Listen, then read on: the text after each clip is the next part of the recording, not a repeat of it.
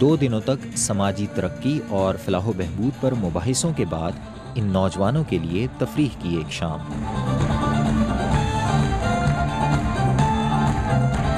پاکستان کے کئی شہروں اور 7 ممالک کے ان نوجوانوں کو اسلام آباد میں جمع کیا تھا برٹش کونسل نے۔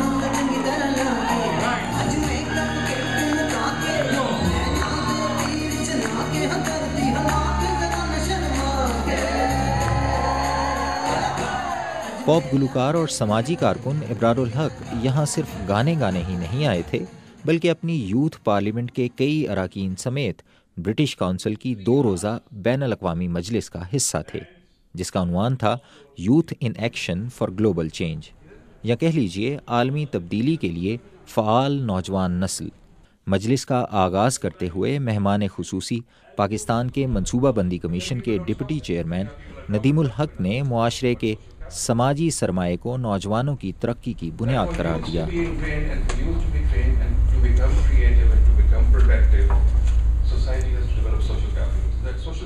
نامور قانون دان اور سیاست دان بیرسٹر اعتزاز احسن سے آئین و قانون کی بالادستی کی بات تو متوقع تھی ہی، لیکن انہوں نے مجلس کے بین الاقوامی نوجوانوں کی توجہ ان ہم عصر ساتھیوں کی طرف دلائی جو سماجی ترقی کے یکساں مواقع سے محروم رہ سکتے ہیں۔ And they are going probably the wrong way according to us. The righteous way according to them in the madrasas. ہمارے خیال میں شاید وہ غلط راستے پر ہیں، لیکن مدارس میں ان کے مطابق وہ درست ہیں۔ ہمیں ان کو کسی طرح اس نیٹ ورک میں لانا ہے۔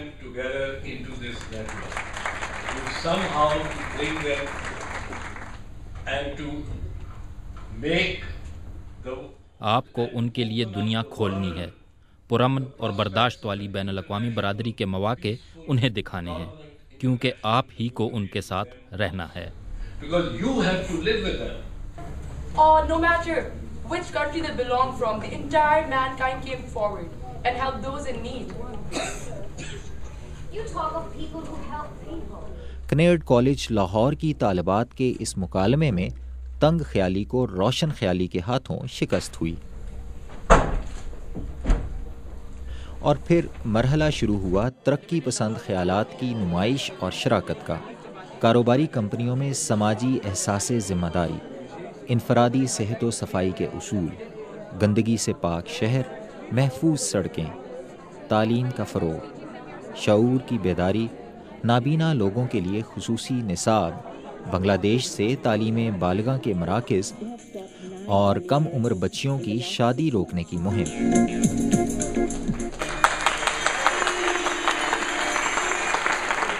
افغانستان سے امن کا پیغام اور نیپال سے جہنم نما ماحول کو جنت نما بنانے کے آئیڈیاز۔ بھارت کے نوجوان ویزا ملنے سے محروم رہے اور پشاور کی نازش گھریلو خواتین کے ہاتھوں سے بنے ہوئے پرس بیچنے میں کامیاب ہوئیں، یعنی انٹرپرینیورشپ۔ غرض یہ کہ ان نوجوانوں نے ان تمام صلاحیتوں کا مظاہرہ کیا جو پاکستان کو ترقی یافتہ معاشروں کی صف میں کھڑی کر سکتی ہیں، اور پھر ان کی پذیرائی کے لیے برطانوی سفارت خانے کے ڈپٹی ہائی کمشنر پیٹر ٹبر نے انہیں برٹش کونسل کے اعزازات سے نوازا۔ لیکن پاکستانی نوجوانوں کو دور حاضر میں انتہا پسندی اور عالمی تنہائی جیسے مسائل کا سامنا ہے۔ اپنا کل سنوارنے کے لیے انہیں کیا کرنا ہوگا؟ صرف اگر ہم اپنی ذمہ داری اچھے سے کرنے لگ جائیں نا کہ بینگ این ایکٹیو سٹیزن، ہم لوگ بھی کینٹ بلیم کہ تم نہیں کرتے، ہماری گورنمنٹ ساتھ نہیں دیتی ہے۔ سب سے بڑا بات یہ ہے کہ کس طرح سے ہم کمپائل نہیں ہے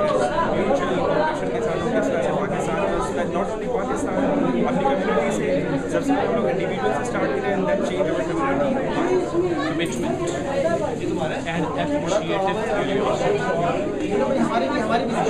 کیوریوسٹی سے میرا مقصد یہ ہے پازیٹیولی جو میں سمجھتی ہوں بینگ اے یوتھ میں خود بھی اس کا ایک حصہ ہوں. یہاں پر اپرچونیٹیز جو ہے اس کی بہت زیادہ. سب سے پہلے تو ایک پلیٹ فارم پہ جمع ہونا ہوگا اور جو ڈائیورسٹی ہے ہماری یوتھ کے اندر تمام پاکستان کے حصوں سے, یہ صرف شہروں کی یوتھ نہیں چاہیے, ہمیں دیہاتی یوتھ بھی آن بورڈ لینی پڑے گی. ان سب کے ساتھ مل کے ویژن بنائیں, ایک پیار اور محبت کا, ایک ٹالرنس کا پیغام, اس کو لے کے پھر دنیا میں یعنی برٹش کونسل کی اس 2 روزہ مجلس میں شریک نوجوانوں کو اور ان کی طرف سے تمام ہم عصروں کو پیغام تھا ہم آہنگی کا, برداشت کا, خودداری اور ترقی کا. ظہیر الدین بابر, BBC اسلام آباد. میں نے ہوا میں اڑنا سیکھ لیا, میری اگلی نظر ستاروں